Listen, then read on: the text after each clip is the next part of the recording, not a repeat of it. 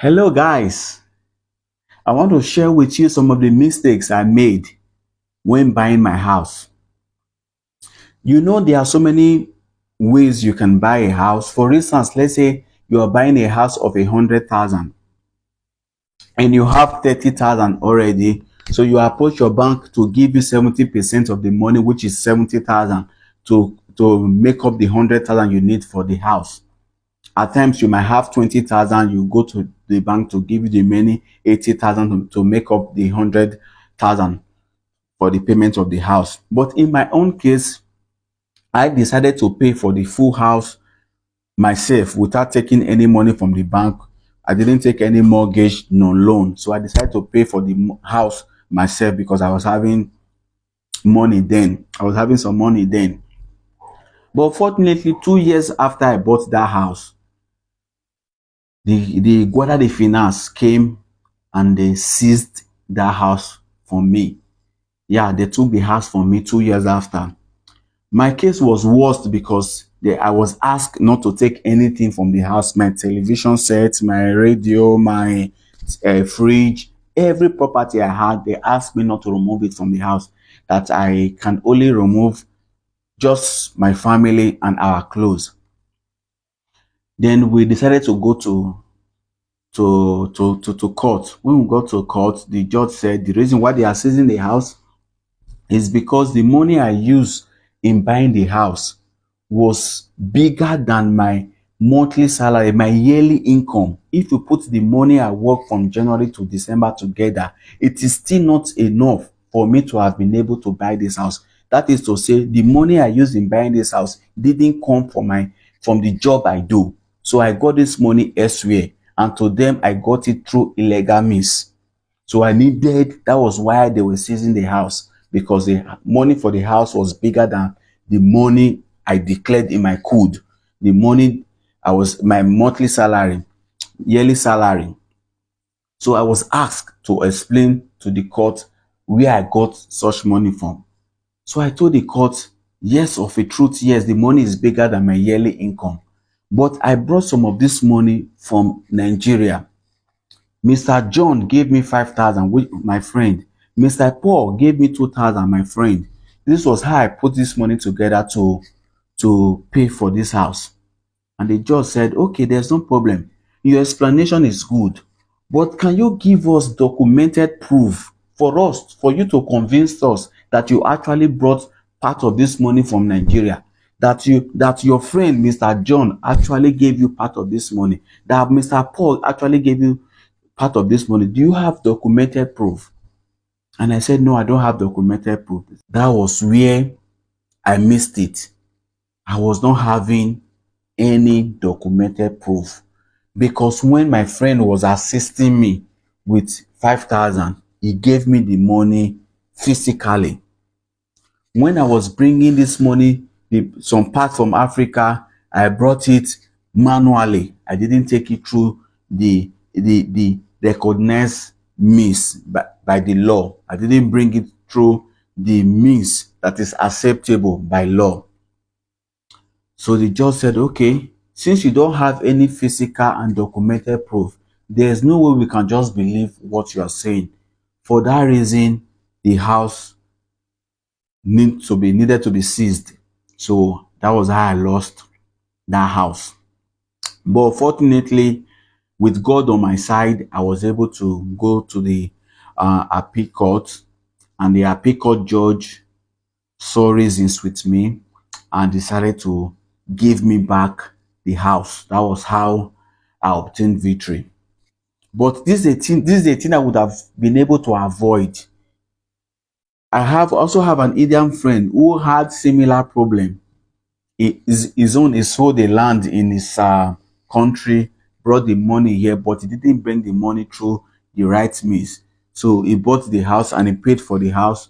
Unfortunately, when they came knocking, he could not defend it because he didn't have any proof to show on the means at which he got that money to pay for the house. He was able to explain, I saw this, but since there was no documented proof, that house, he needed to lose that house. So how can you avoid some of this mistake that I make? There are so many ways of bringing money from Africa. Bringing money from Africa, if that is where your money is, you have to transfer that money from a bank in Nigeria to your account here.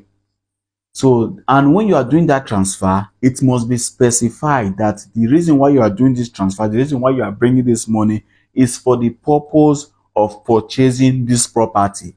And the means at which you got that money should also be specified. If it's a money you got by selling a car or by selling a house or by selling a land, it must be specified when doing that transaction. I know when you do that transaction, definitely with bank charges, with exchange rate, it might not be convenient. You might lose some money because of the exchange rate. You can also decide to bring the money physically. But when you are bringing it physically, when you get to the airport, let's say in Nigeria, you must go to the custom office inside the airport there. Tell them that you have some so and so amount, you have 20,000 euros you are bringing to Europe to purchase a house.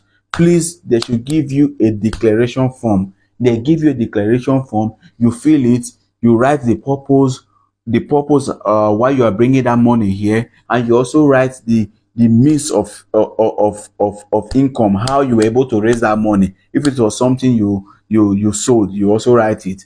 Then they will sign, stamp, and give you a copy while they hold a copy. So when you also get here to Italy, inside the airport there's also a office that we have an office for the Guardia de Finance. You also go to that office, show them the form that you have so and so amount, you have 15,000, you have 20,000 that you are bringing to purchase a house. You've declared it in your country of origin, and you also want to declare it here. They will give you a form. You will just fill it, the source of the money and the purpose of the money. Then you just fill the details. They sign and they stamp. They also give you a copy while they hold a copy. These things are necessary so that in case tomorrow there is a need for you to defend where you got that money for, these are the evidence that will stand by you. This was some of the things I didn't have that made me lose the house in the first instance.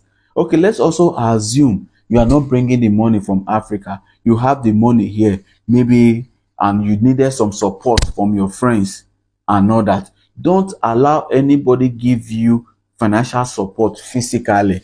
If they must give you support, it must be through bank transaction. And when they are doing that transaction, they must also write the reason why they are giving that money. I'm giving my friend so and so amount to support him in the purchase of this property.